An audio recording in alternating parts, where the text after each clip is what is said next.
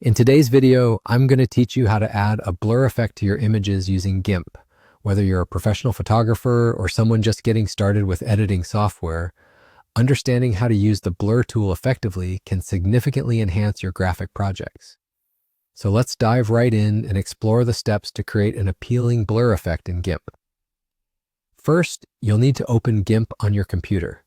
If you haven't already downloaded it, GIMP is a free and open source image editor available for Linux, Windows, and Mac OS. It's a fantastic alternative to other photo editing software, especially if you're looking to perform professional quality work without the hefty cost. Once you have GIMP open, load the image you'd like to edit. Make sure your image is ready to go in the workspace so we can begin applying the blur effect right away. Next, we're going to navigate to the top menu. Look for the Filters option, which is a part of GIMP's robust functionality. When you click on Filters, a drop-down menu will appear showcasing a variety of effects and enhancements that you can apply to your image. For today, we want to focus on finding and selecting Blur, which is another submenu within Filters. Upon clicking Blur, you'll be presented with several blur options that you can experiment with. These might include motion blur, pixelized blur, or simple blur, among others. But the most commonly used and versatile one that we'll be using for our purposes today is the Gaussian blur. It's a well-regarded method, especially for producing a soft and subtle blur that can gently smooth transitions in an image.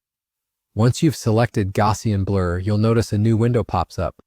This window allows you to fine-tune the blur settings according to your image's requirements. You'll see two main sliders, size X and size Y. These sliders control the intensity and direction of the blur effect. As you adjust these numbers, you can preview how it affects your image, allowing for a tailored look that fits your unique vision for the project. Typically, keeping the size X and size Y at the same value results in an evenly distributed blur, which is commonly desired. However, feel free to experiment with these values to see what best enhances your image. Finally, once you're satisfied with how the blur looks, simply click OK to apply your changes. The Gaussian blur will now integrate into your image, and voila, you're done. You've successfully added a blur effect to your image using GIMP. Remember, mastering such effects can take a little practice, so don't hesitate to retry a few times until it looks just right. Keep experimenting with different images and blur settings to develop a keen eye for your future projects.